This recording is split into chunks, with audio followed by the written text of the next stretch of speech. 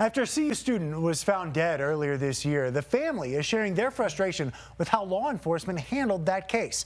Now a state senator is pushing for legislative change in an effort to help support families in the future. Your reporter in Boulder, Sarah Herbakowitz, first shared Megan Trussell's story. That was in February when she was reported missing. Sarah has kept up with that investigation, joins us tonight after speaking with Megan's family. And Sarah, we've been following this case for months, so what legislation might come from this? Yeah, it really has been months since that first report of her missing came out. We've been looking at these details. Now, Senator Marchman says she started asking questions about Megan Trussell's case right around that same time, shortly after she first disappeared.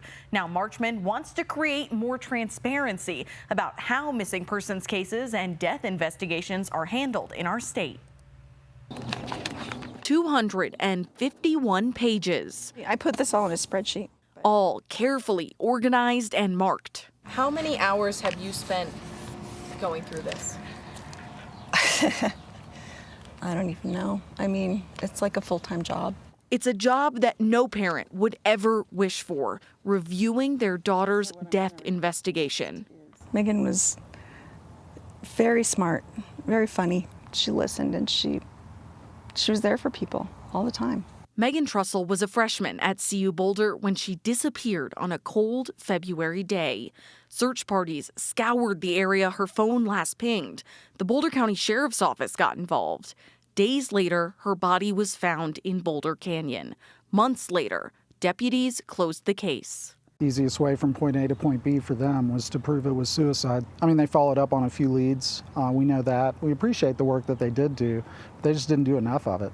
The coroner says she died by suicide because of the effects of amphetamines and hypothermia.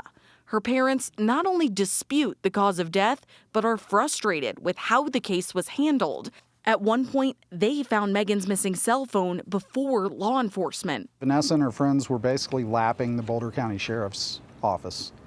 They were doing a better job. They were finding more evidence. The Boulder County Sheriff's Office declined to interview, but shared a statement in part, quote, "It is standard practice for our agency to limit public comment in cases involving suicide."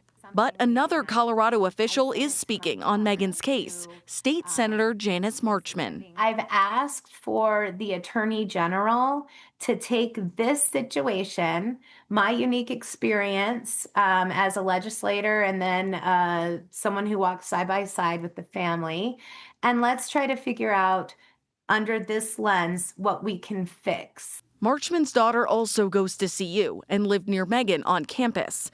The senator now working on new bills to address how evidence is logged, how families get information from police, and giving options to loved ones that may dispute a cause of death. We're going to make something happen here so that we can prevent this for other families in the future. But for Megan's family, they're working to get what was in her stomach tested and a private autopsy review, something community members have donated to support. That really gives us a lot of strength to work through something so difficult as this. As a family searches through hundreds of pages for answers on how to grieve their daughter.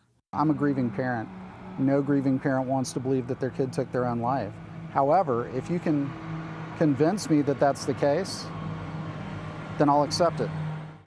The coroner's office has agreed to further analyze the pill material that was found during Megan's autopsy, but emphasized that the cause of death was based on what was already found in her bloodstream. Meanwhile, Senator Marchman says she's working with other legislators and law enforcement officials to create these new bills for the next legislative session. Certainly something we know you'll be following up on for us, Sarah. Thank you. For sure.